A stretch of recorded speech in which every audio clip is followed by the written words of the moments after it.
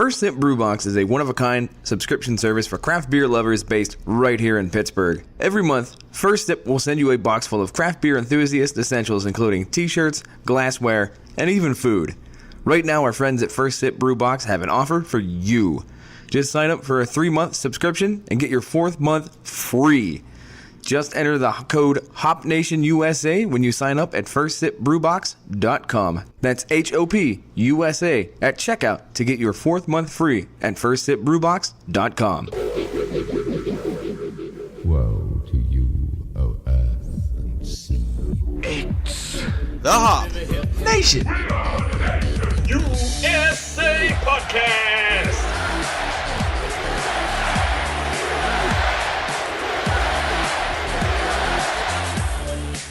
Hop Nation, welcome back to another fantastic episode. This is episode 77. This is the Eric Jones episode. Steve, don't ask. Don't ask. Don't ask. Is he Racy Man? He is Racy Man. Okay. Yeah. Actually, that's old Racy Man because now he's Racy Man 20. Uh-huh. He switched numbers last year. Cool. So, but that's the only 77 I can think of on the fly. All right. So that's what we're going with. Good. So we'll tag him on the Twitters. Sure. So welcome back, Hop Nation, to another fantastic episode. I am one of your hosts, Adam. You already heard him on the other mic. He is on the knobs, working the ones and the twos. Steve? Hello. How are you? I am alive. That is, wow. By Okay. most metrics. By the clinical definition, Yes. you are alive. Yeah. By the 7th grade bio definition of Wow. breathing and operating, I am alive. Wow. Okay. So you're not feeling so hot right now. No. So I'm not feeling too hot myself either. Oh, yeah? But for a completely different reason. I ate too big of a burrito before we started recording. You get the food, baby. And now I got me a brick. Yeah. It was a really good burrito. Yeah. But yeah, I'm hitting that lethargic state right now. Fair enough. So we're going to have to get this going. We're going to have to pump it up a little bit. Pump. Yeah, I got that with the rain coming in and everything. Yeah. Something switches in me and I get like headaches and shit like that. And You just don't want to do anything. yeah. I understand that. I had a complete bachelor weekend this weekend. Yeah. Where it was just, no, I'm not going to move. I'm not going It was a good weekend for just catching up on sleep. If Yeah. you're a person with sleep debt like I am, Right. I totally bank some. So this week, I think we got a good episode going here. Okay. We are actually going to highlight another brewery. We haven't done this in a while. No, we haven't. I've actually been to this brewery. It's a very nice place. This is the Ellicottville Brewing Company.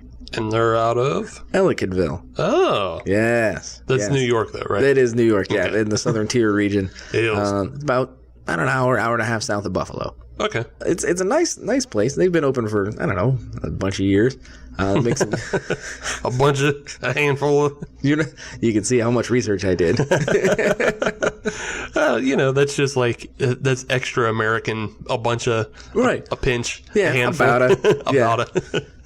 If I had the visual portion of this, I could lick my thumb and stick it up in the air and look at it with one eye. That's about what we're dealing with here. It's about there. So the first beer from the Ellicottville Brewing Company, we are going to have the Island Goza. Okay. It is a refreshing and tropical ale. Hopefully. So with this beer, there are numbers associated with it. They're sex numbers, 6 and 9. Yes, 6%, 9 IBU. Okay. There you go. Cool. So nice low numbers. Well, 6% actually is kind of high for a Gozo. It actually kind of is. Yeah. low overall in the world of beer. Right. Yes. Right. So this obviously is an Island Goza, which means it's got to have some fruit flavors in it. Mm-hmm. So we are dealing with passion fruit. We're Papaya. dealing with orange. Papaya. We are dealing with guava. Papaya. We are also dealing with Hawaiian volcanic sea salt. No shit. Yeah, I thought that was pretty neat. That sounds expensive. Well, this bottle costs $2.29, so I don't know. Okay. That's actually a very reasonable price. Yeah, for that's beer. a reasonable price for beer, but yeah. So let's crack this open. Let's take a look. Let's take a listen. Let's take a drink. Maybe it was just a pinch of Hawaiian volcanic sea salt. They just walked it past the kettle. Don't spill that. We need that for later. So there's no papaya in there. None that I know of. That doesn't mean it doesn't exist. What about the mango? No. Same thing. Same aisle. Good. Are you not a mango man? Well, not really. Oh, all right. I'm not a big fan of mango, and sometimes anytime people say like there's mango in a beer, Like a mango wheat? Yeah, or a mango wit, as it were last week. Very true. It's hard to taste. Yes. And it seems pointless to talk about. All right, well, just looking at the beer, though, it has kind of a tropical flair to it. It kind of does. Yeah. It seems like the kind of beer that I could see a slice of pineapple being hooked to the Yeah, I guess what I'm getting at is it looks like apple juice with, like, extra in it. rim. All right. I guess we're coming at that from different angles. No, I mean, yeah, you're right. It would look fine with a slice of pineapple in it, but I'm just saying it looks like, apple juice with extra. So here's what I find interesting about goses and sours and things of that ilk. Mm-hmm. There always seems to be a fine line, and I'm not saying that this beer is bad, but what I find interesting is a lot of times these types of beers almost smell like borderline chlorine water. And that's because of the salt. Mm-hmm. No, I understand that, but it's very interesting how you kind of have to recognize what the beer is, expected to smell like before you smell it. Like you kind of have to brace yourself that, hey, this might smell a little bit like chlorine water, and that's okay. Yeah, just a little bit of pool water, but right. Yeah, this one isn't actually that bad with that smell. It has a little bit of like saltiness to it, but I get more tropical notes. Yes, as do I. Yeah. Whereas, like, I've had goses in the past that smell like straight up seawater. Yeah. It is a cautionary tale with those ones. Yeah. So what do you say we drink it? Oh, wow. Oh, wait. Yeah, so I exactly get what you just did. I know why you made the sudden turnaround. That beer is weird. It is weird. It has a very forward flavor up front of a fruity goza. Yeah. It's salty and it's sweet. But then it completely does kind of like almost a 180 of a malty beer. Yeah. I don't like that. Okay, then. I'm getting like a really weird, like almost Fruity Pebbles cereal aftertaste. Yeah. I don't mind that. I kind of do, but okay, but all right. It's too malty for goza for me. That's fair. Yeah. That's fair. For me, what actually I was wowing something a little bit different. Actually, it's completely different. So that's really weird that you and I are wowing and being pulled back on two completely separate things. Maybe they're related, but to me, it was the tartness. Yeah, that's the other thing. That there's a real tart up front. Yeah. It went from wow, this is gonna be really tart and sour to it flipped the switch and then said, nah, we're good. Yeah. That tartness goes along with the salty and the fruitiness, and then it does like completely flip a switch. Yeah. Like you reach a peak of like tart, and then it just stops. Right. Yeah, that is really weird. But the problem is it ends with that Fruity Pebble cereal back end, just like, ugh. So for you don't like that. I don't mind it. I wouldn't mind it in like other beers. It's just like this is for the style. Gozas usually aren't supposed to be this malty, right? And like the fact that it's just so like cereal heavy. That's a weird thing for me. I don't. Yeah. I actually don't mind this at all. I like this beer. Yeah. Hey, if it works for you, that's why we do this. Yeah. If it works for you, it works for you. Yep. And I'm not completely against it, but I'm kind of against it. Okay. It just doesn't completely work for me. All right. So but, the half action, because I know you're not a huge Goza and Sour fan. Right. But it seems to me like with you, if you want one, you're going to have to commit. Yeah. You want a beer that's going to commit. Yeah. And it seems like this one doesn't commit. Like somebody that's running off the diving board and then kind of, and then they fall off anyways. Yeah. Yeah. Yeah. The kid that spins his arms like a helicopter and then falls and belly flops. Yeah. I don't know. I feel like they did a good job with the Goza up front. Part of it is I don't like that much tartness. Okay. Like it's a little, puckering for me. It was. Yeah. The first sip that I had was very, it punched you in the mouth. Yeah. It's very puckering, but then it just has that breakfast cereal like that's so it doesn't fit. Right.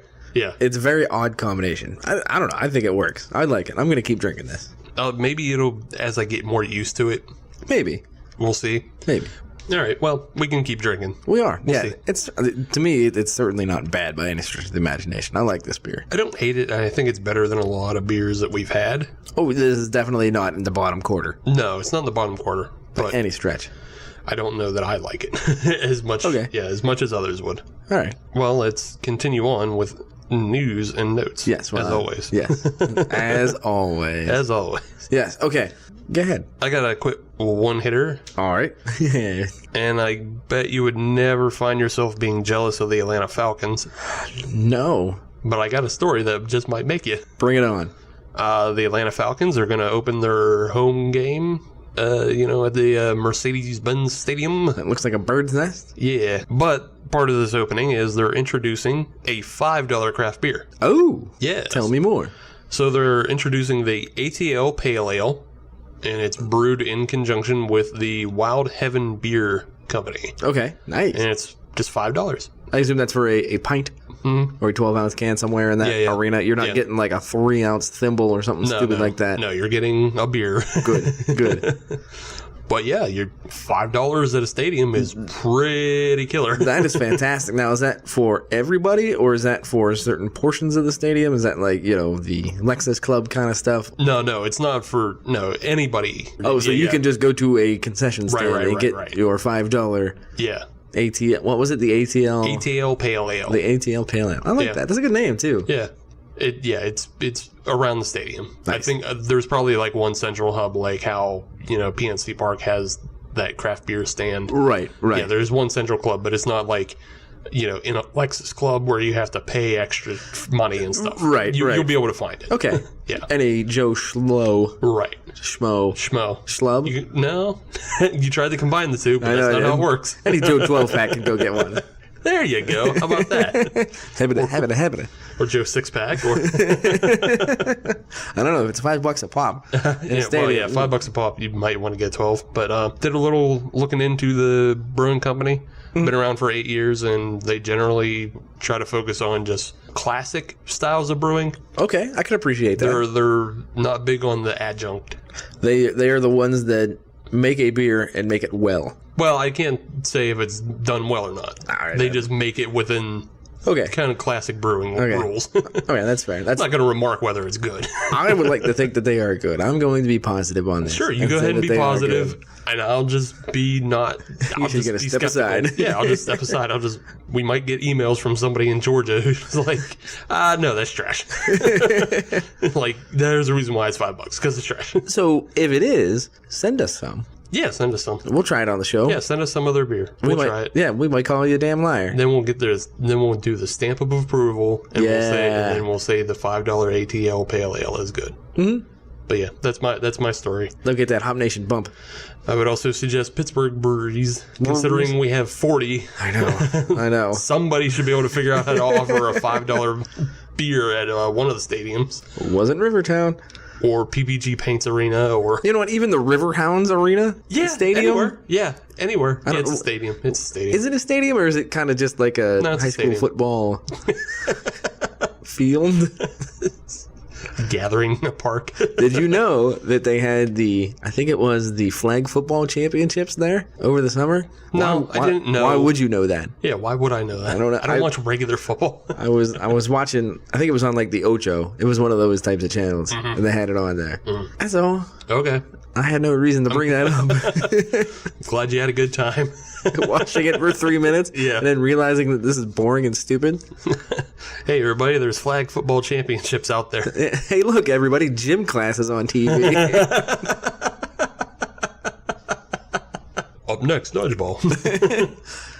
So actually, they had a segment on ESPN2 that they renamed The Ocho. Oh, yeah? They had fight juggling. Jeez. What the fuck is fight juggling? I don't know. But it was two jugglers, kind of in a fencing type pose, juggling, against each other. And the goal was to make the other guy drop his balls. Okay. There you go. So, they were just throwing things across at each other? So that was a totally different one. This one was more like a fencing where it was kind of like with kicking and poking and prodding and things like that. Okay. But there was another one that combined juggling and dodgeball. Yeah. Where you had two teams of dodgeballers, and then you had a juggler in the back that was juggling the whole time. And the goal was to make the juggler stop juggling by hitting him or hitting his balls or something like that. I don't... National television. I'm sure. Hey, whatever. I bet if I got high, I would love it. Yes. Yes, you would. Speaking of disposable incomes, because only the highfalutin folks can afford the Ocho. Right. Actually, not really. In your cable package. Oh, basic? That's me. Yeah. So there was a survey out earlier this week that surveyed over 300 breweries and brewery employees that talked about their salaries. So I wanted to dive into that a little bit. Was this on Glassdoor.com? It was not. Oh, okay. But what I found really interesting was for those that think they're going to be making millions and millions of dollars being a brewer, ain't going to happen. Who would think that? Idiots. Idiots. Who the hell would think that? That's like thinking you're going to make money off podcasting. I mean, oh man. You lied to me. Sam lied to me. Everybody lied to me. Somebody lied to you. Joe Rogan lied to you, I think. That's all right. I'll go beat him up. Okay, I'm sure. I really won't. Maybe you can fight juggle him. You know, he would probably be down for that. Fight juggling? Yeah. I don't know if he can juggle. He'd throw a mean sidekick, though. The one takeaway that I saw with this entire survey was in terms of all brewery employees, including your head brewer, brewmasters, all of them. And this includes breweries below 1,000 barrels a year to over 500,000 barrels a year. Okay. So it was the breadth of the industry. 3% or less make over $75,000 a year. Yeah, that makes sense to me. See, that doesn't make sense to me. Really? Yes. Because once you get into the bigger breweries, once you get into the regional ones and things like that, there is a lot that has to be taken care of, and there is a lot of stock that you're responsible for. There is a lot of beer that you're responsible for. I mean, just thousands and millions of gallons. Yeah, but I think what you're talking about, though, is it's just upscaling. It's not just because you're responsible for a larger amount doesn't necessarily mean the work really changes. Here's where I'm going to disagree with you. Okay. Is because if you screw up, your screw-ups are a lot bigger. Yeah, they're a lot more bigger. They're a lot more expensive. So if you have somebody that is responsible and able to do this at a consistent basis, that is the kind of person that you would want to keep in your business. So you would need to keep them happy. Sure. But if the market's already kind of dictating that nobody really makes that much. True. Then the person at the top can't really, dictate. So they're screwing themselves. Yeah. Everybody's got to get paid. The person or people, really, who are in that 3% would have to be the ones that raise the limit. Correct. So if they're not asking for that, then you can't get that. That's just how it goes. They maintain the ceiling. Yeah. I would say probably part of that might have to do with just, again, when you're upscaling and you have expected loss with that kind of level. Right. Revenue versus actual profit versus what can actually be, paid out to employees. If they're always returning kind of profits and revenue back into the stream of production, True. And producing new beers and producing labels and producing things like that. Right. They're not necessarily putting it back into employees. To keep them, to retain them. Right. So, again, you also have to look at the breweries that have owner brewers.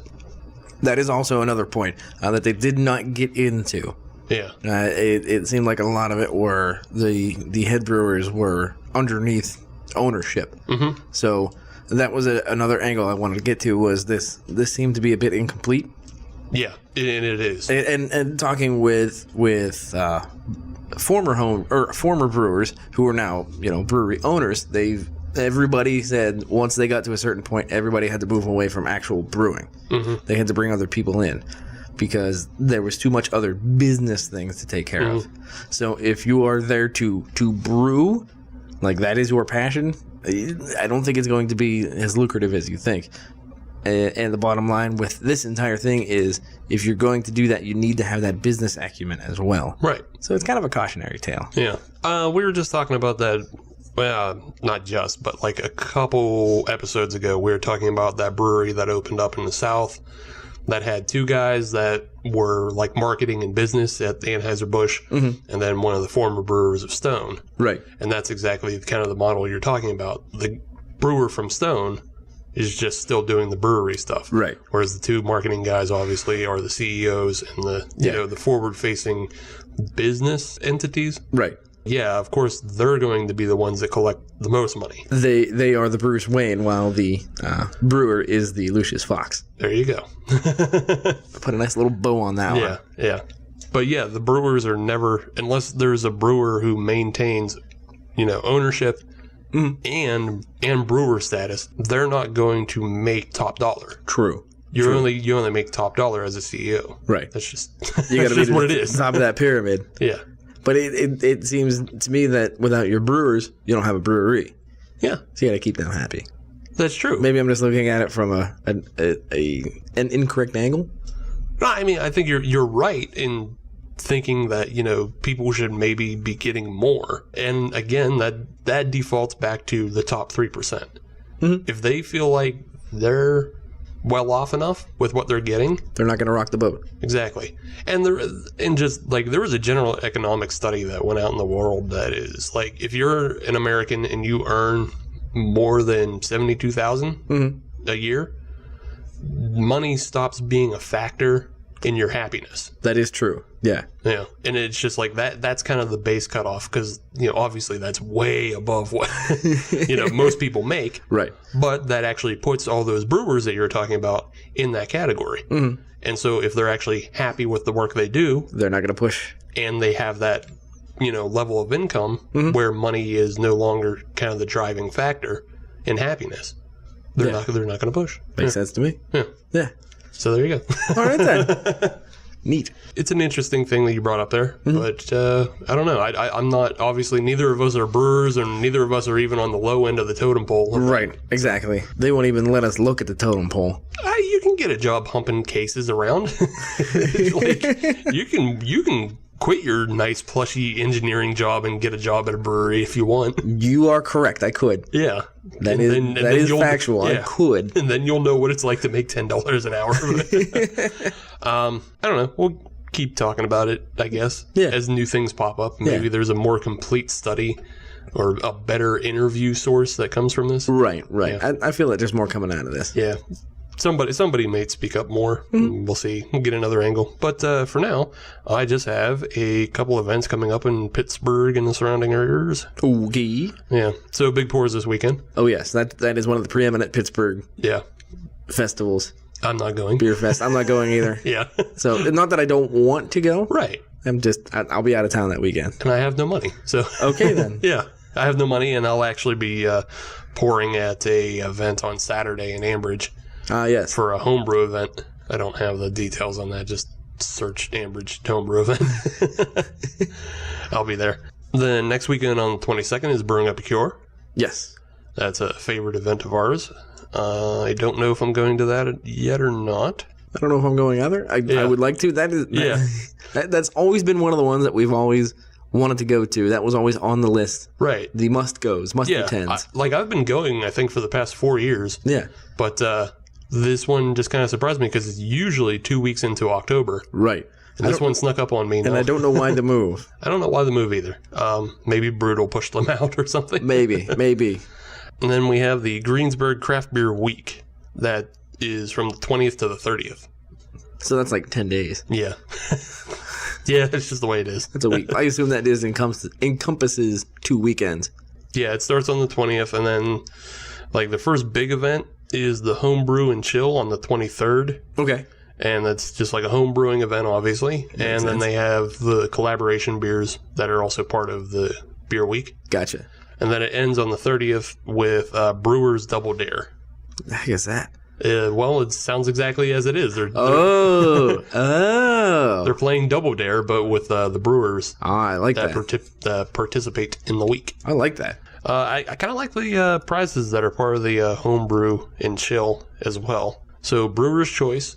Okay. You get the brew with Fury. Oh, okay. And if you're the People's Choice winner, you get to brew with one of the breweries. And you get to brew a collaboration beer for next year's Craft Beer Week. Oh, very cool. Yeah. That's pretty awesome. Yeah, I thought so. But yeah, other than that, there's just like a whole bunch of events all over the place, featuring Yellow Bridge, Fury, Levity, Rivertown, All Saints, Nibelstein, Laurel Highlands.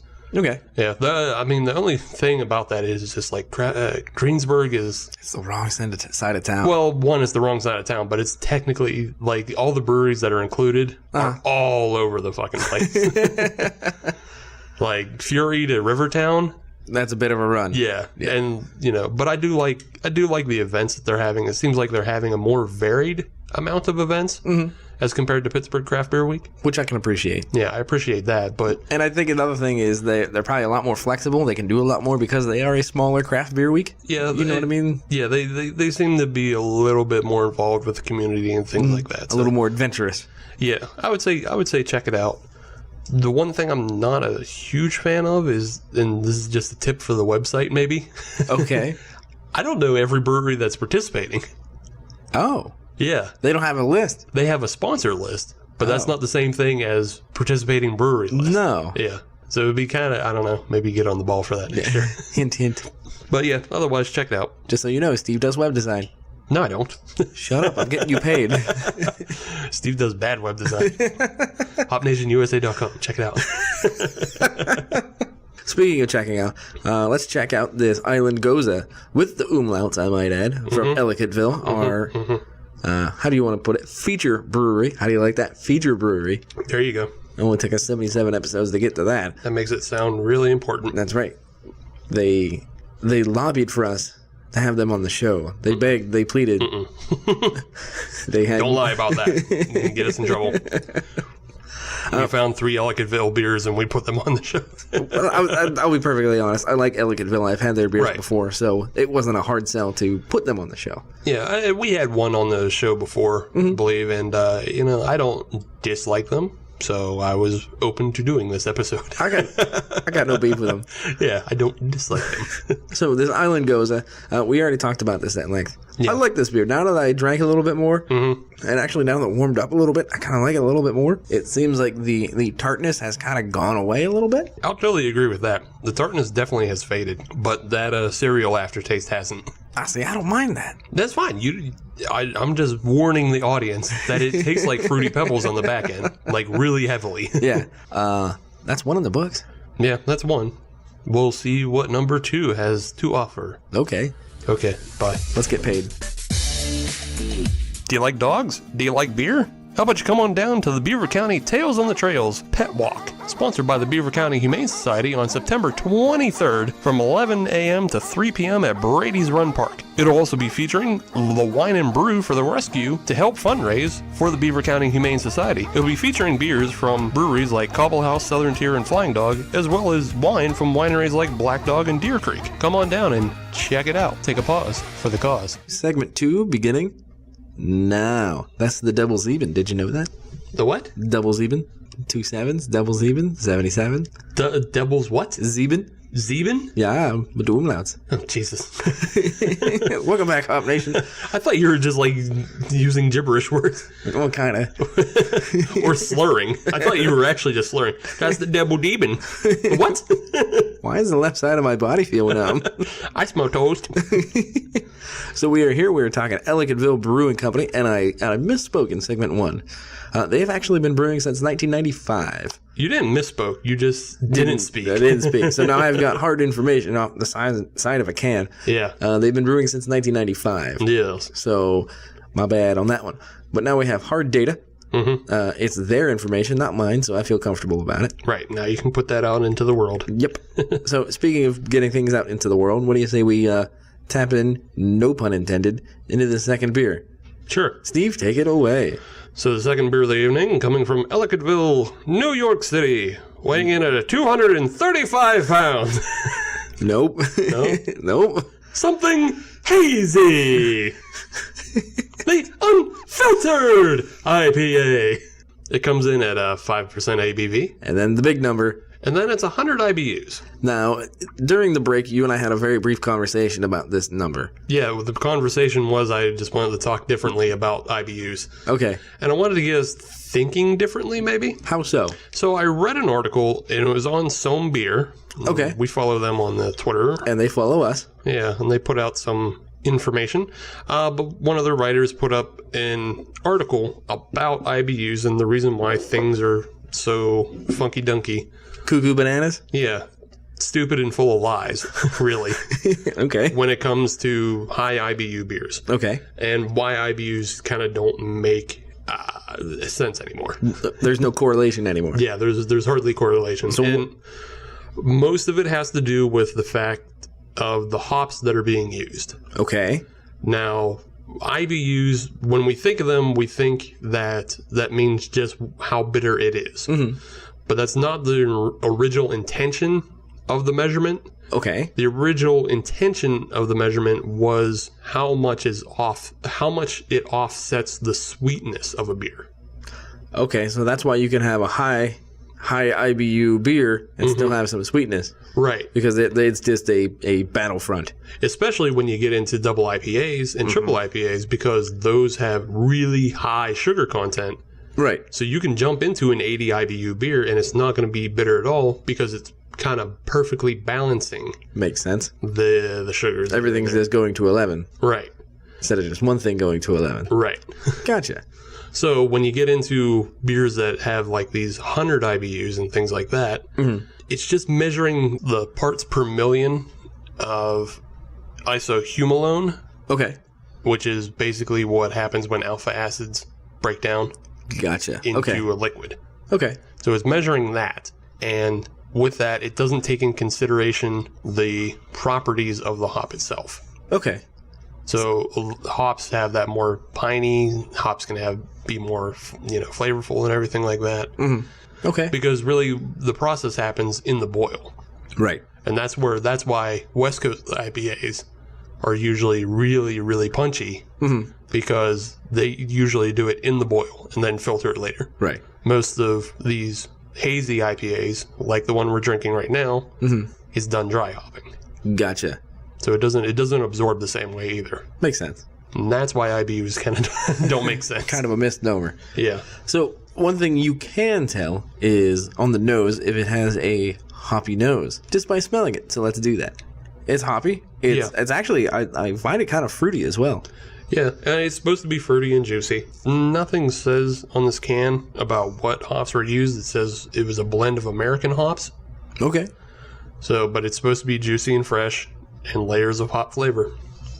Well, I feel that there's only one thing left to do. Yes, and taste it. Yes. Yeah, it's pretty good. Nope. Okay. Nope. Nope. I understand what they're going for. Don't like it. I do. It's fine. And that comes down to taste. Yeah, it's fine. Again, Adam's making, I hate my IPA face and things like that. Right. But somebody gave the dog a lemon.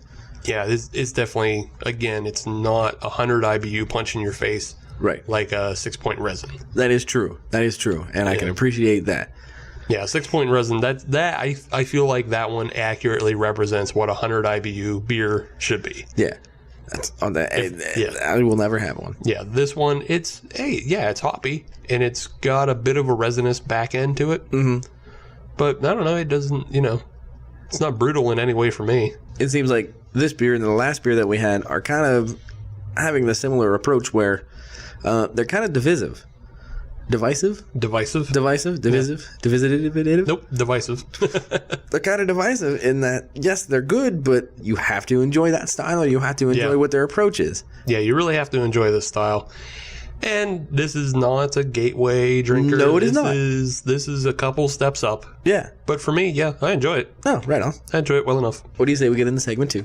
Okay. And we are actually going to debut a brand new segment here on the Hop Nation USA podcast. Sure.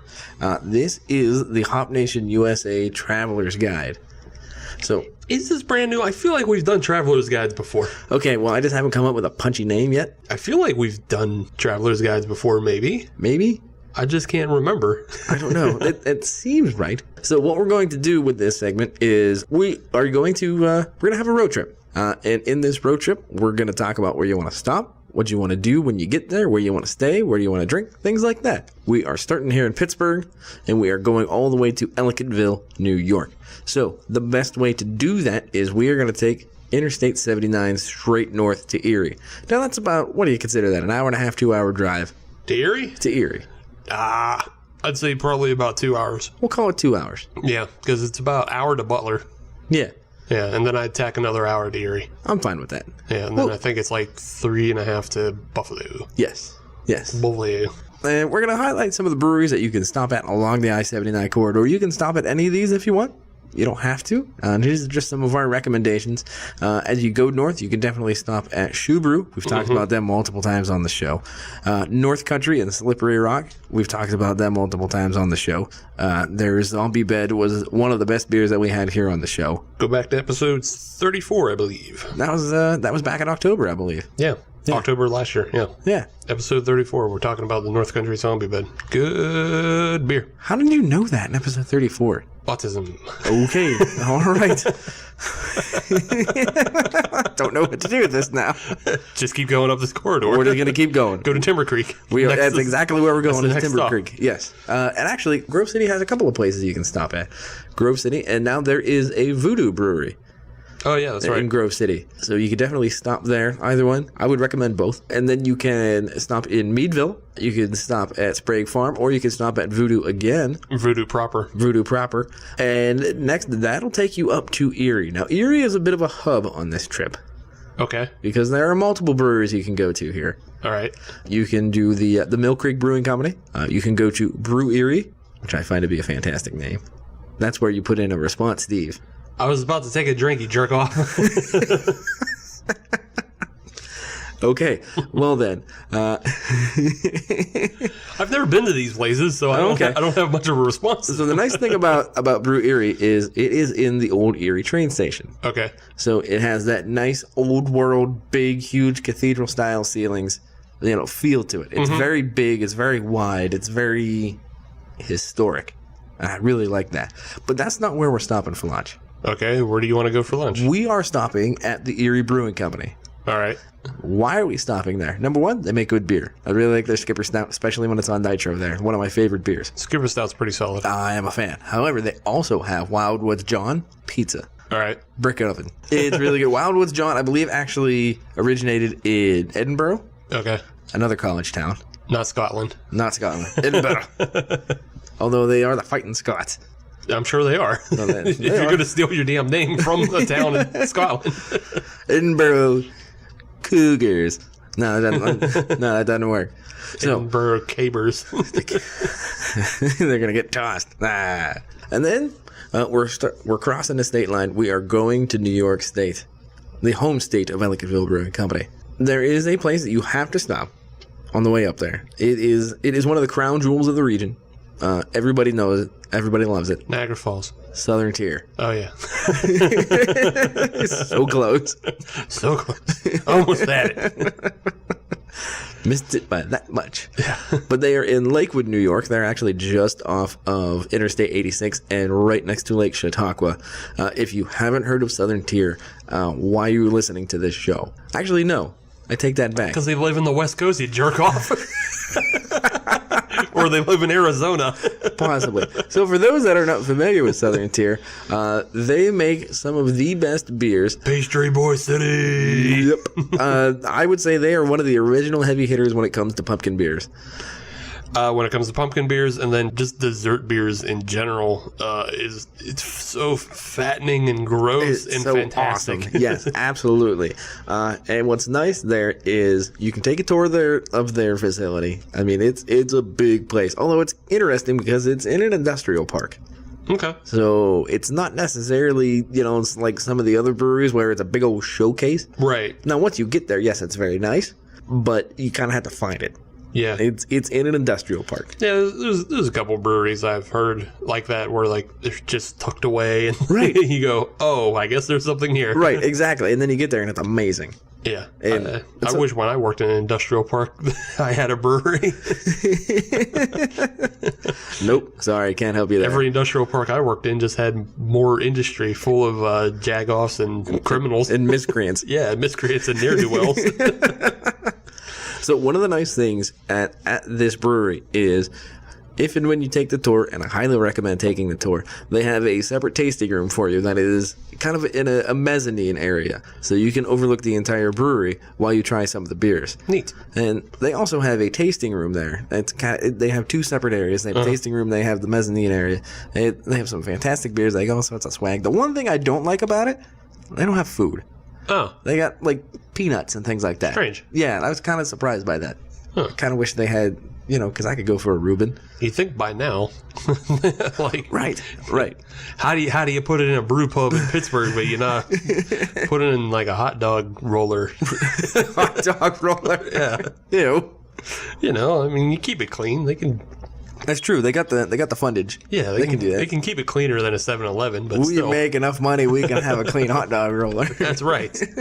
So once you're there and you are fully satisfied with all of your fantastic beers from Southern Tier, it's time to hit the road again, and it is finally time to hit the Anchor Bar. No, the Indian Casino. Damn it. No, we're going the wrong direction. We're going straight west. Oh, okay. Straight east. Okay. East. We are west. We're going east Yeah. instead of northeast. Okay. But no, we got to hit the Indian Casino. Oh, Mohegan Sun? Is that what it is? No. No, Mohegan Sun is That's Scranton, and then also another part of New York. Correct. And I think they're also in Connecticut. Okay. I've actually stayed at the Mohegan Sun in Wilkes-Barre, Scranton. Yeah. It's very nice. I have been to the buffet. All right, then. Yeah, I don't know. I was on assignment working up there. I like I that. was just like, I'll have a casino buffet. I don't care. Yeah, what the hell? On company dime. Yeah. Yeah, that's what it was. It was on company dime. So, Crab legs and tiramisu. yeah, exactly. Skip the salad. Somebody else pays for it. Sir, what do you have in your tote bag? Nothing. Don't worry about Mind it. your business. But yes, they have a very nice casino up there. But that's if you want to play some craps, go ahead and do that. I don't care. That's not what we're here for. But we are finally going to get to beautiful Ellicottville. Ellicottville is a small mountain town. A population, I'd say maybe 5,000, maybe 10,000. Okay. It is not a big town whatsoever. But it is a resort town. So there is stuff to do. Because this is the resort of Holiday Valley? Correct. Okay. Correct. Holiday Valley Ski Resort is about, I'd say, 1.5 miles outside of the town center. Okay. So it's very interesting because I've been up there multiple times myself. It's together but separate. Where if you were there purely for skiing, you can stay at the resort. You can have an entire weekend of skiing. You don't have to go into town at all. Oh, okay. Or conversely, if you're not into skiing, you can go to Ellicottville, stay in the town center all weekend long, be fully entertained, have a great time. You don't have to worry about Snowflake 1. Fair enough. So it's interesting how it's set up that it's together but separate. Segregated. No. Oh, okay. No. Oh, okay. No. Okay, all right, fine. I was just, I'm just not white enough to go into skiing, so Wait, it's not my thing. you're not white enough? Nah, I don't make enough money. Somebody's got to run the lift. So they also obviously have skiing, they have snowboarding, they have tubing, they have golf in the summertime. They've got all the accoutrements that you would expect with a holiday resort. But there's a couple of other neat things in Ellicottville that you could check out. First things first, if you're going to be there, go for a couple of days. And there is one very interesting place. It's called the Brickstone Suites. It is an old loft that was broken up into 5 suites. And that's it, just 5. Okay. Total of 5. Well, what do they do? They are in downtown Ellicottville. Are you just suggesting this is where you sleep? Yes. Oh, okay. Yes. The reason being... You said go there like there's like activities. Well, it's great because it's in the center of town. And it has the best deck I have ever seen for a hotel. Okay. I mean, it is... I'll show you pictures later. Sure. And it is absolutely gorgeous. It overlooks the main drag of town. It is center cut. Okay, so you recommend lodging at the Brickstone Suites? Yes, Okay. that is correct. The other reason is it is 1 block away from the Ellicottville Brewing Company. Oh. So you can walk there. Or stumble home. Also, yes. Yeah. And along the way, or on the way back, depending on how you're feeling, Froggy, there is also multiple bars along the way. If you feel like you need to get into the party crowd again, you can always stop in at Balloons. That is the restaurant and nightclub that is between the Sweets and Ellicottville Brewing. Is it like a knockoff Hooters? See, that's the thing. It's not even like that. It's just like a regular nightclub kind of setup, you know, big ski resort bar kind of thing. Okay. I think the only thing is there's like a stained glass hot air balloon in one of the doors. Oh. That's about it. Fair enough. I don't get it. There's nothing else to signal balloons. No, there was no signage. And there was no history of, you know, on this date, some jamoke decided to land his balloon in the middle of the street. Right. And they're like, we need to name a bar after this. Nothing like that. Okay. Yeah, if you want to do that, go ahead. There's also another couple nice places. The Gin Mill, very nice place to go. However, it's time to relax a little bit. All right. It's time to relax. So what we're going to do is we are going to the Ellicottville Salt Cave. This sounds too much relaxed. It sounds boring. And I'm bored now. So I've been to the Salt Cave in Beaver County. have you really? Well, yeah. You fucking parked your car in there. Oh, no. This is therapeutic. Oh, this isn't a salt mine? This is not a salt mine. This is like in the middle of town. This is like a business. Okay. So apparently, and I had never heard of this. Have you ever been or heard of a salt cave for therapeutic purposes? No. So hold on, give me one more guess. Is this a float? You know, a float tank type thing? a little bit. Okay. A little bit. Okay.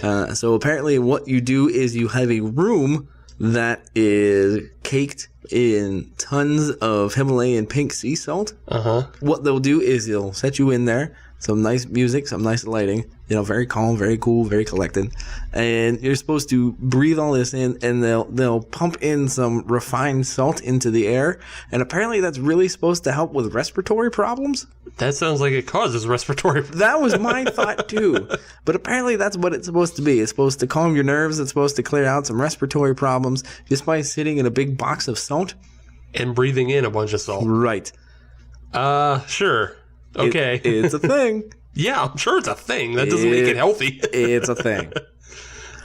Hey, everybody, come on down to Steve's Cayenne Cave. Ooh. I'm going to throw fucking spices in your eyes.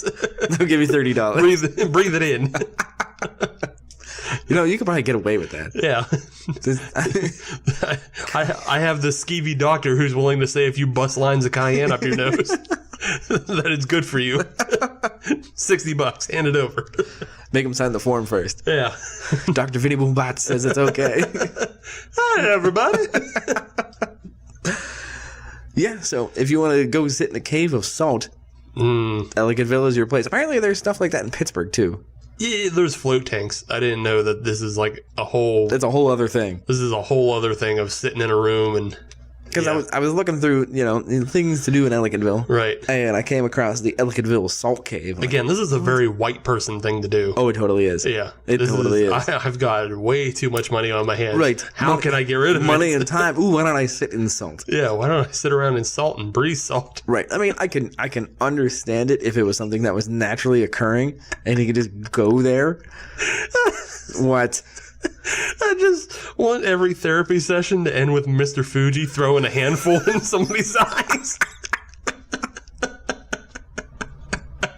You pay top dollar for that. That's right. You get the old Bret Hart treatment. We greatly enjoy that. So there is one final thing you can do. It's a bit out of town. Something that I know you will enjoy. Maybe. The Zippo Museum is only 30 minutes away. I'm bored again. Okay. All right. I can tell because you're cutting up your notebook with a pocket knife. Yes, but museums are kind of boring to me. All right. So there is things to do. Obviously, the centerpiece will be the Ellicottville Brewing Company. Mm-hmm. Very nice facility. Yeah. And they have both indoor and outdoor facilities. Very nice. I really like their bathroom. Okay. It's a very nice bathroom. All right. Great. Just New York, number one rated bathroom. I mean, I'd pee in it again. Outside of the Adirondacks. Aw. I'm sure that more skiing up there. I'm sure it's better. Right. Yeah. Better than yellow snow. Yeah. But yeah, there's a lot to do. Definitely check it out. If you have any questions, ask somebody else. Yeah. Because I've exhausted all my research. I mean, you've been there. Somebody can ask you about other things to do. True. I have never been to the Ellicottville Salt Cave, though. Okay. I am genuinely curious to try it, though. Sure. You got white people money. Go find out. See, I was kind of hoping they're like, yeah, come up, try it out. You mentioned this. Free advertising. Have a sesh. I doubt. Maybe they'll give you $10 off. I mean... Or maybe they'll just give you the Mr. Fuji for free. Now get out of here. Get off our property. All right, let's stop talking about that. I don't want to disparage them anymore. They're a legitimate business. I want to talk about Mr. Fuji. You can go ahead and do that after we talk about this. It cost Yokozuna the title at WrestleMania. Really 9. did. Let's get back to something Hazee. Hazee. The Unfiltered IPA. Yeah. Thoughts? I still like it. Okay. Yeah, I don't know. It doesn't blow me away or anything. It's good. And I feel like, I don't know, this whole 100 IBU shit just needs to cut it. We need to figure out a better way of measuring bitterness in a beer. So it sounds to me like you probably would have enjoyed this a little bit more if that number wasn't even on there. I mean, well, no, I wouldn't enjoy it more. I don't think I would enjoy it more. Oh, all right. I'm just saying take the number off. It doesn't matter. It's true. Yeah. It's a whose line number. Yeah, it's a good beer. It doesn't put itself apart from anything, though. Okay. You know, there's a lot of better hazy IPAs out there. I like the fact that it doesn't just look like orange juice, though. True. Like, it still looks like beer, but otherwise, yeah, it's just good. There's nothing. Okay. Yeah, nothing super exciting though. Fair enough. Yeah. I didn't like it. That's because it comes down to the style. Period. Yep. That's all. There you go. So what do you say we take a break? We can take a break and we'll come back with segment 3 of episode 77. What is up, Hop Nation? This is Jason Sircone of BreakingBrews.com, also of the Over a Couple of Beers podcast that is soon to be coming out of retirement. You can catch up on old episodes on iTunes, Stitcher, and Google Play Music, and follow OACOB podcast on social media. Looking forward to wrapping with you guys on the podcast waves very soon. Today, I am here to talk to you about Pittsburgh Libations Week. That's right, the inaugural Pittsburgh Libations Week is coming your way starting Friday night, October 12th, and we are getting the party started in grand fashion with a kickoff bash taking place at Nova Place in the North Side. Nova Place was home to Fresh Fest, as well as the Pittsburgh Brewers Guild Brewery Guide launch. So we're looking forward to bringing another great event to that venue, and we are going to be showcasing all sorts of beer, spirits, meads, ciders, all types of fermented beverages will be on hand at this event. You do not want to miss it. So to get your tickets, all you need to do is jump over to universe.com/PLW Kickoff Bash. That's universe.com/PLW Kickoff Bash. You're going to get a good idea of everybody who is joining the party, who's going to be pouring samples for you guys, and you can grab your tickets to be part of the event that's starting it all. Once that event concludes, the rest of the week is going to be filled with all sorts of great events. We've got a golf scramble planned. We've got a whiskey dinner. We've got whiskey and beer symposiums on the schedule, an axe throwing tournament, and a lot of our great sponsors that are making Pittsburgh Libations Week possible have got some really cool events lined up. So check out the event calendar on our website at www.pittsburghlibationsweek.com. And you can also follow Pittsburgh Libations Week on social media. Check us out on Facebook, Instagram, and Twitter for daily information and all kinds of fun stuff. So we'll be wrapping with you guys leading up to and all the way through the inaugural Pittsburgh Libations Week. We can't wait for you guys to join us. Check out the kickoff bash page once again, universe.com/PLW Kickoff Bash. We look forward to partying with you guys October 12th through October 20th. Segment 3 coming right at you here. Ellicottville Brewing Company is the beer du jour. The feature. The feature beer. We'll put it in the lights. Sure, maybe. Why not? What the hell? Yeah, maybe they get famous from us. I like it. And then they have to thank us. Yes. With a party and a parade. Yes. Parade through the Salt Cave. You're still hung up on that salt cave, aren't It you? sounds so weird. It does sound weird. I'll have to show you pictures afterwards. Okay. It's goofy. It's pink. Yeah, I'm sure. Well, you said it was Pink Himalayan sea salt. Right. Yeah. So let me go in a different direction with you here. Let's get the beer number 3. Okay. From the beautiful people of Ellicottville Brewing Company. Okay. The Coldspresso. Yes. is beer number 3. This is their blonde ale, and obviously, by hearing the term espresso, It goes fast. it's a coffee blonde. That's what I said. No. Okay. No. So it's a coffee blonde. Right. Hey, why did the snail spray paint S on the side of his race car? Why? Because anytime he went by, he wanted to say, hey, look at that S car go. Jesus Christ. I'm going to Mr. Fuji you. I feel good about that one. You shouldn't. You really shouldn't. So this beer, the Coldspresso, 7% ABV, 23 IBUs, and it is brewed with a Haitian coffee bean. Interesting. Yes, Willing to try this? as am I. This is like the third blondish or lightish coffee ale I've had. I can get you this one. I can get you the Cold Drip City. Right. And what's the third one? The third one was at a homebrew event. Ah, okay. That actually it was at Brewing Up a Cure, and it was a pumpkin coffee that used white coffee beans. Oh, Yeah, okay. and maybe white pumpkin even. I can dig on that. Yeah, but yeah, it's not completely common, I don't think, for these lighter coffee beers. No, but I'm okay with that. Although for a blonde ale, it is kind of dark and very copperish. Yeah, it's definitely darker than a normal blonde ale. Right. Good looking beer though. Yeah, it's cloudy, but not. There's not a lot of sediment or shit floating around in it. Cloudy without being hazy. Right. Head retention minimal. No surprise there. On the nose, it is coffee. Yeah, No doubt about it. that's straight up coffee. Yeah, I like that though. I know. I like that a lot as well. Yep. So no sense messing around. Nope. I like this beer. I'm on board. Yep.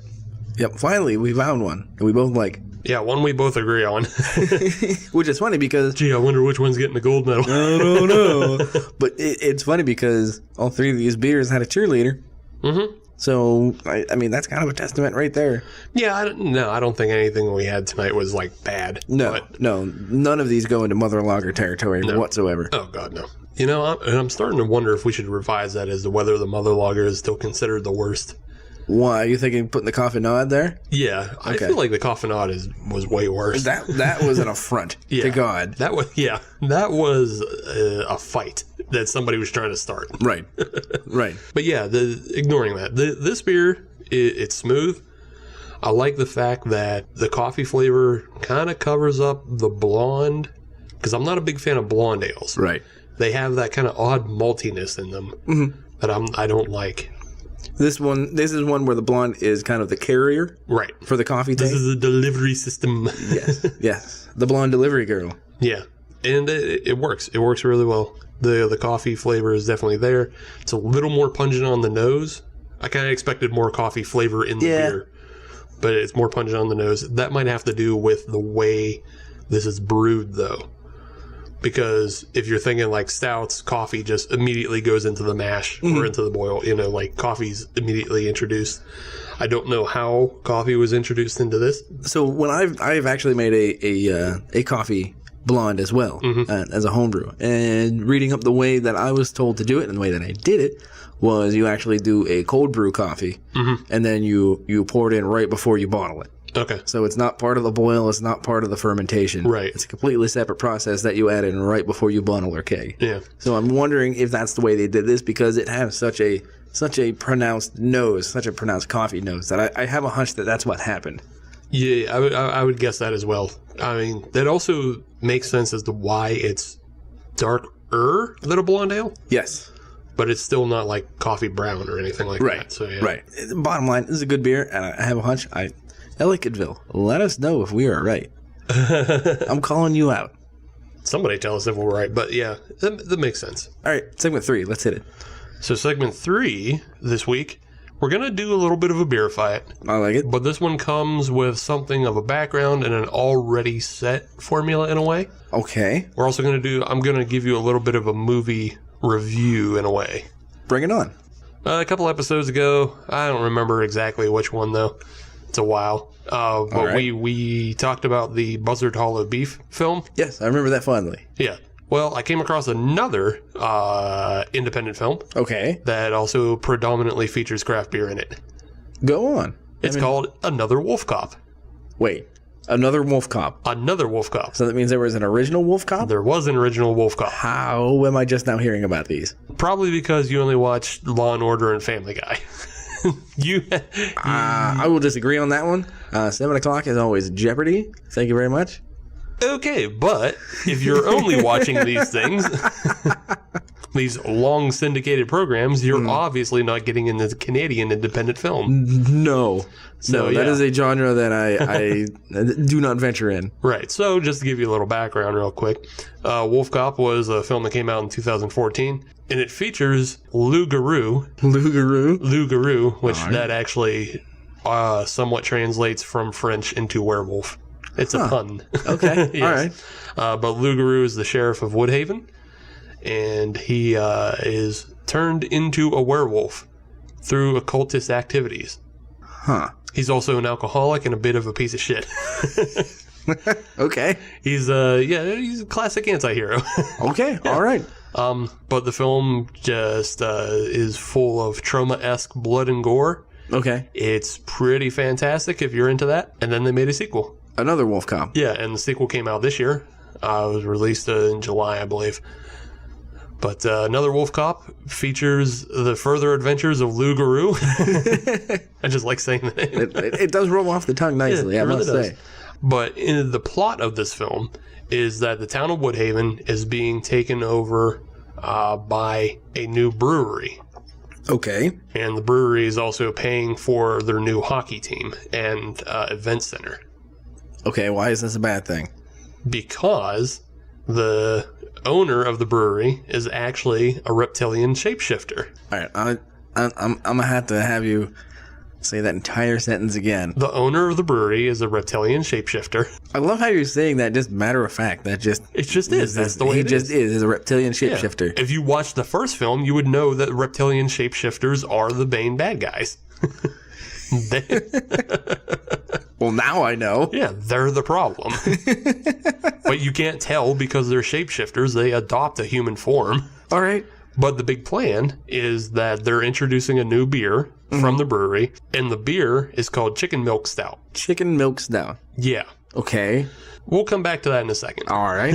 The beer itself, what it does is it basically impregnates people who drink it What? with a reptilian shapeshifter. What? And then, with the use of a device, the reptilian shapeshifter will burst out of their chest, much like Alien. What? I don't know how you're not following this. I mean, the words all make sense, and they are in an order that I should understand, Yeah. but I just don't get it. I don't know how you're not following. It's pretty simple. It's a simple Scooby-Doo plan. Sell tainted beer to get aliens to burst out of people's chests. A tale as old as time. Take over Woodhaven. And then what? Well, then the world. Duh. Christ, you're a shit bad guy. You know that. I'm all right with that. I've made this bet. I'll lay in it. Yeah. And it's up to Wolfcop to stop it. So, are there any other... You know what? I'm not going to get into this. You know what? I am going to get into this. Yeah. Are there any other wolf cops, or is he kind of a lone wolf cop? No, he's a lone Wolfcop. Okay. Yeah. There are other shapeshifters in the world. That are not reptilian-based. Yeah. Okay. And it gets more into that in the comic book. Oh, this is based on a comic book. No. I Wait. think the comic book came out after the first movie. So, And then there's like side stories. oh, that kind of become canon? No, they're not canon. Like, okay. Yeah, they're not canon. It's just they're side stories. No, all right. Yeah. Well, More about the world.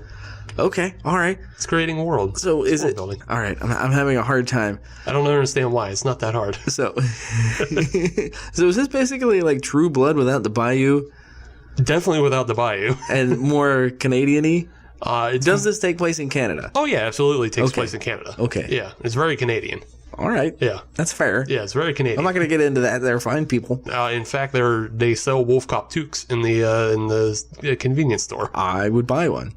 So, okay, all right. Maybe True Blood was a bit of a dig. on Yeah, that no, one. True Blood is not representative. It's much more like Toxic Avenger Okay, yeah, because True in Blood every sense of the form. it just got out of control. Yeah, True Blood was something that started semi-serious and went stupid. It did. I couldn't Wolfcop finish. has never been serious. Okay. Wolfcop has always been hilarious and full of blood and gore and disgusting. Okay, all right. Yeah.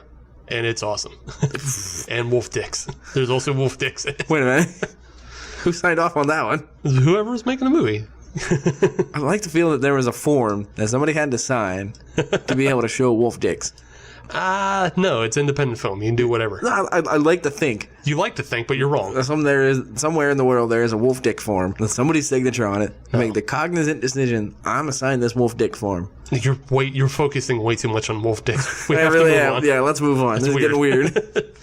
One of the other big features of Another Wolfcop, though, is Kevin Smith makes a cameo. What? Yeah. Kevin Smith makes a very Lloyd Kaufman-esque cameo, in fact. So, okay, all right. Yeah.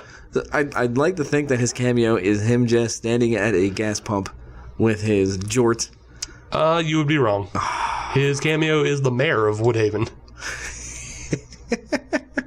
And then he dies a very, very traumatic death. Mm-hmm. Yeah. Okay, all right. Yeah. It was very much a very Lloyd Kaufman-esque appearance. So we're not producing any spoilers here, are we, with this conversation? Not terribly, no. Okay. I mean, it's just... Minor plot points, okay. Yeah, minor plot points. All right. So where would somebody find this movie? Internet. Okay, understood. Yeah, I believe it's on Prime to rent and download. Maybe on Hulu. It's on other streaming services. All right, so it exists. It's out there. You could also buy the DVD, I believe. Okay. So, yeah. Neat. So how does this tie into Beerify It? So, Beerify It, like I already mentioned, they have a beer in the movie. Yes, the chicken milk stout? Yes, the chicken milk stout. And unlike Buzzard Hollow Beef, which featured beer from an actual brewery, the Three Magnets Brewing Company, this is all fictional. Okay. Meaning we can come up with our own recipe for chicken milk stout. Okay, this is a new approach. I like this. Yeah. So how are we going to start this off? So the name in itself implies that it's a milk stout, for one. Right. Yeah, that's pretty easy. Mm-hmm. That there's also chicken in it, though. That can go several directions. I got a couple ideas. Yeah. Well, I just wanted to remind you, if we go back to last year, the Vale Brewing Company out of Virginia partnered with Evil Twin to make the fried chicken double IPA. Okay. In which they threw actual pieces of Chick-fil-A tenders into the mash. That just reminds me of Teenage Mutant Ninja Turtles 2, where Michelangelo drops the pizza crust into the ooze. Yeah. And he just kind of walks away. Right. That's what this is reminding me of. Yeah. I don't know how that beer turned out. I don't care to find out, if we're being honest here. That's fine. Every report I read said it wasn't supposed to taste like chicken. So, which is, okay. What's the point? Yeah, exactly. What's kind of the point of throwing in chicken if it's not going to taste like chicken? But that brings up another point. Why would you want it to taste like chicken? Just to try. Just to fuck around. I guess. Yeah. If you're going to fuck around all the way. True. I really don't want to put whole chickens. Well, we're not talking whole chickens. We could do chicken nuggies. We could do tendies. 4 fried chickens and a Coke. We could do tendies. We could do what you just said of 4 fried chickens and a Coke.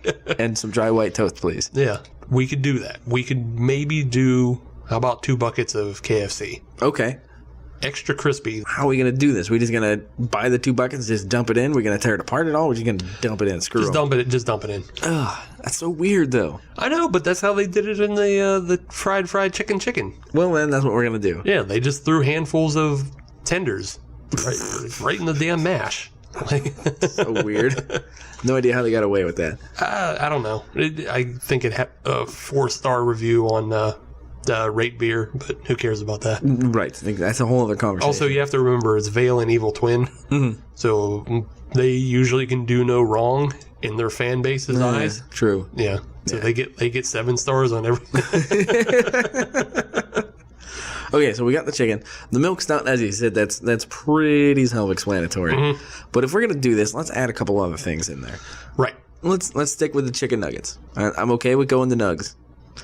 So what goes with the nugs? You got to have a dipping sauce. So I was thinking about this. Okay. And I'll let you go down your path. Okay. But I do have an alternate path, possibly. All right.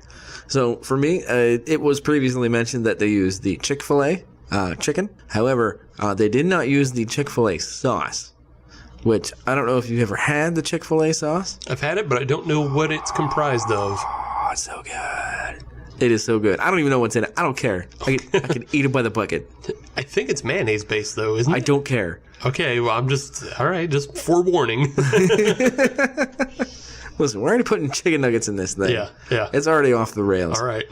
I say we put some Chick-fil-A sauce in there. Okay. What is your thought? So my thought was to kind of gear it towards chicken and waffles. Oh, okay. All right. Yeah. We have, I want to steer, usually when you think stouts nowadays, you also think like chocolate. Mm-hmm. I wanted to steer away from that. I also wanted to steer away from coffee. Yeah. But I'm thinking maybe to sort of enhance the chicken flavor in a way without, and I guess you could also do this without even actually putting chicken in it, but kind of include the spices that you would usually spice chicken with. Okay. So some black pepper. Yeah. Some cracked black pepper. 11 herbs and spices. Yeah. Peppercorn. Yeah. Use a little of, let's say, like smoked malts. Okay. Yeah. Give it a bit of a smoky flavor. And then maybe throw some like cayenne pepper in there. Okay. Get it a little spicy. Okay, I kind of like your idea a lot better. Like a lot better. I'm trying to make it drinkable. Right. We will post this recipe at the end, so I think on that's the website. a much better idea. Yeah. And then because the lactose is going to come in at the boil, just kind of let that be. Yeah. And then I think some point in the secondary we introduce some maple syrup. Okay, I can get behind that. Yeah. Yeah. Okay. That'll also keep it Canadian too. That's your in. As the film. I like that. So we got the chicken, we got the waffles, we got the syrup, Yeah. we got the milk.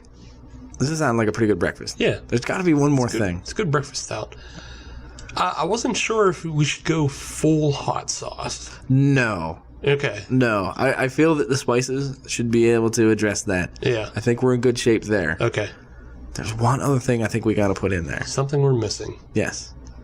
I can't quite put my finger on it. Is it another spice, probably? No. Is this a long form tease to get me to get you to say fuggle hop? No, but now that you mention that, I like that idea. Yeah, I feel like, being it's a stout, it really only needs like fuggle or Willamette. Right. It doesn't need anything big. No. No, I feel that maybe the way we serve it Okay. needs to be unique. Well, in the movie, it was just served in tall boy cans. Oh, really? Yeah. Oh, okay. Yeah, it was just a town drinking beer for Okay. a bunch of alcoholics. Basically, the whole town in the movie is full of alcoholics. Oh, so it's a barely functioning town. It works. But then, the Lou Garou, he is a real big alcoholic, and he actually gains power from doing drugs and alcohol. It's like a Popeye thing. Okay. All right. when he's in Wolfcop form, yeah, he gets powered up by Pretty much, yeah. Okay. All right. by booze. Screw it. Then that's how we're going to do it. We're going to serve it to him in spinach cans. Served in spinach cans. Screw 'em. God. We'll wash them out first. Oh, okay. Spinach left over. I was thinking, like, I guess if you wanted to add a little flair to it being served, the new, like, kind of power up that the Wolfcop discovers is that if he snorts moon dust, Oh, good lord. he gets a little extra bit of a Moon dust. moon dust. Moon dust. Okay. So you could, without stealing anything from the Smithsonian, Right. you could possibly fake some sort of moon dust out of sugar. Something on the rim, perhaps. Yeah, exactly. We can use maybe a crystalline sugar. Right, some sort on of the sugar, rim. some maybe smoked sugar or dyed in some way. I like that. Let's make that happen. I think we got ourselves a winner. Works for me. All right. What are we going to name this? The chicken milk stout. Yeah, you just named it chicken milk stout. It's already it was already named for us. I know. That's a bad joke. Let's move on. They did the heavy lifting. Yeah, so check out that movie for another movie prominently featuring craft beer. I like it. Unfortunately, it's in the villain role, but That's fine. Hey, beer takes all roles. yeah, All forms. yes. Especially shape-shifting lizard people. And Kevin Smith, and And- hockey teams, and donuts. It features everything good, Okay. and violence. So much violence. I'll have to check it out. Yeah, So, speaking of checking out, what do you think of this Coldspresso? I'm still into it. You checking it? I'm checking it. I like it. Very good. Very drinkable. Yeah, this is a really drinkable beer. What was the ABV on it again? 7. Oh, Yeah. I will say that for me, a blonde ale is usually a good beer to sit back on a back porch on a hot summer day. Yeah. I don't believe this is a hot summer day beer. No, it isn't. It's a bit thick. This is an any other time beer? Yeah. This is not a hot summer day beer? Right. So this is a 75 and below beer. This is a good brunch beer. Oh, yeah. If you're a person who's not into like mimosas and Bloody Marys, this is a good substitute for Yes, you. it is. You can still participate. Right, exactly. You can belong. Yeah, because it is also 7%. That's a bit much. Yeah, you can get hyped up on this. All right, what do you say we go to the podium? Yes, I feel it is time to go to the podium, so I'll let you go first this week. I'm ready. Okay, make it happen. So I'm gonna go bronze for the Island Goza. I kind of like that beer. It's not the worst thing in the world, but that weird flip where it goes from a very tart and fruity Goza to tasting like Fruity Pebbles cereal is very strange for me. I didn't love it. But the more I did drink it, it abated on that tartness, which I enjoyed. I enjoyed that it wasn't just sour warheads all the time. But yeah, it's okay. It's not my favorite Goza, but it's not my least favorite beer. Pick it out as you will. Just grab a bottle if you're picking something up out of a sixer. The silver I'm going to give to the Ellicottville Somethin Hazee. Pretty good. There's nothing stand out about it though. Like I said last week, I'm getting kind of tired of the haze craze. It's not with me anymore. I'm kind of tired of these beers because like they all offer the same thing basically of a really pungent nose, but then weak on the actual drinking experience. Mm-hmm. And being that this was a 5% beer and it also just didn't really deliver that much of a punch on the hop flavor, I was meh. Yeah, okay. Yeah, and then just it doesn't matter that it says 100 IBUs on it. Like, I know there's people out there that seek that out specifically, and they're like, I refuse to drink anything that's under 100 IBUs. It's like you're just a tool bag because, like, it doesn't matter. Right. You know? There's only a few beers that, like, actually live up to that. Mm-hmm. And this isn't one. But it's still a good beer. I still like it a lot, and I would never turn down a can of it. Okay. All right. Yeah. But it's no Fulton 300. That beer has 80 IBUs, and it kicks the ass out of this one, so figure it out. With that, though, the gold is going to go to the Ellicottville Coldspresso Blonde Ale.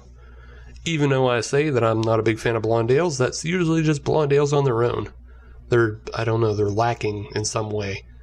The coffee flavor, though, on this one is excellent. Just something about it it's very fresh on the nose. It's very pungent on the nose. If you love coffee... And I guess that's always something we never really preface that because we like coffee. That's true. We never think about people who don't like coffee. That's the one thing like we all agree on. Like I think everybody who's on the show likes coffee. Right. If you don't like coffee, don't pick this up because it's full of coffee. Right.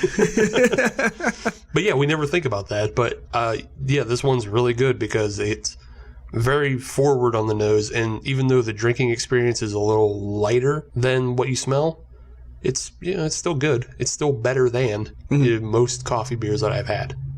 I like it. Okay. That's my gold. Very cool. For me, I am going to differ from Steve a little bit. I'm pretty sure you can figure out what direction I'm going here first with the bronze medal position. The Somethin Hazee Unfiltered IPA. Yes, it was juicy. Yes, it had that fresh and fruity nose to it. However, the hop profile on it, there was definitely a lot of residue there. I'm not a fan of that. That's my personal preference. It's not a bad beer for what it's supposed to be. It's just not my bag. So for that, it goes in the bronze medal position. In the silver medal position, I, again, am going to differ with Steve, and I'm going to put the Island Goza there. Yes, it did have that big switch up about halfway through the first sip, which I found really weird, but I also found it very intriguing. I don't think I've ever had that in a beer before, and that definitely made me go back and try it again. Number one, to see if I was screwed up, or if the beer was doing that, or what was going on. So it made me come back for more, which I can appreciate that with a beer.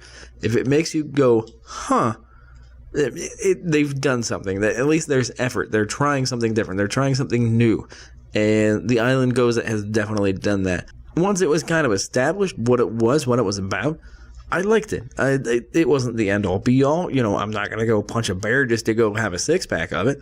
But I liked it. I thought it was a good beer. But as Steve mentioned, there was obviously a number one contender, and that is the champion for tonight. That is the Coldspresso.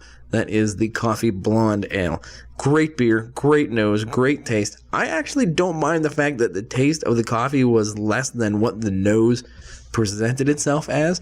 I kind of like that because with my coffee beers, I don't like the coffee to be so pungent, so forward that it becomes obnoxious. I thought this was a good level of balance between the beer and the coffee. It tastes really good. I can drink this pretty much anywhere at any time. This is a knockout beer. I am a big fan of it. So that is why that is going in the gold medal position. Steve, I will kick it back over to you for the plugs. First, I want to plug Fulton in their 300 IPA. I would fight a bear for that. Black bear, but That's fair. That's fair. I can take most black bears, I think. What about koala? Oh, easy. Okay. Yeah, I'll punt that son of a bitch. All right, then. Yeah, I'd punt a koala just for like a fifth of vodka. That's not... I would be willing to pay to see that. Yeah, why not? Okay, then. All right. They got enough. Got enough. Got enough. I don't think they're endangered at all. I have no idea. I'm not up to date on my koala stats. Yeah, I don't think they're endangered. They can risk having one kicked. Moving along. Same with kangaroos. Kick. Just get behind them. Yeah. That's all I gotta do. Hey, Just you can get fight behind them. kangaroos. Yeah. Wouldn't fight a brown bear. Nope. No. Polar, I think is No, not that's gonna even happen. worse. No, that's even worse. They're more aggressive than brown bears. A grizzle bear? No, thank you. Yeah, they're more aggressive, more dangerous. Don't No, thank you. don't fuck with polar bear. But if you want to find us on social media, all you have to do is search Hop Nation USA, and that'll get you Instagram, Twitter, and Facebook. If you want to listen to brand new episodes of Hop Nation USA podcast every Friday, as you should, then just Google Hop Nation USA on your favorite podcatcher, like Stitcher, Podbean, Google Music Play, and iTunes. And if you're on iTunes, leave us a 5-star review because... We are a 6-star show. However, they only let us use 5. And that's the terrible crime of the world. But it is how we grow the show. We also grow the show by you just telling people to listen to us. And you can recommend our website, hopnationusa.com. And you can just email us at hopnationusa@gmail.com. That's all I got for this episode. Okay. I would once again like to thank Ellicottville for being on the show, by being available in Pittsburgh.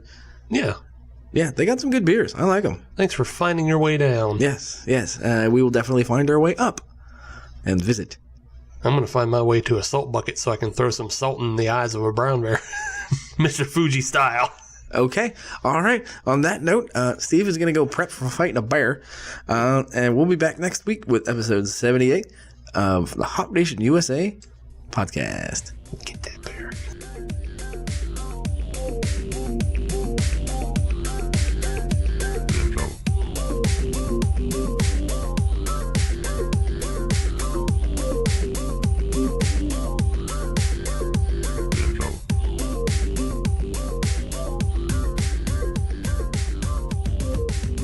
I'm going to go down there, throw a robot into it. Florence in the machine. Yes.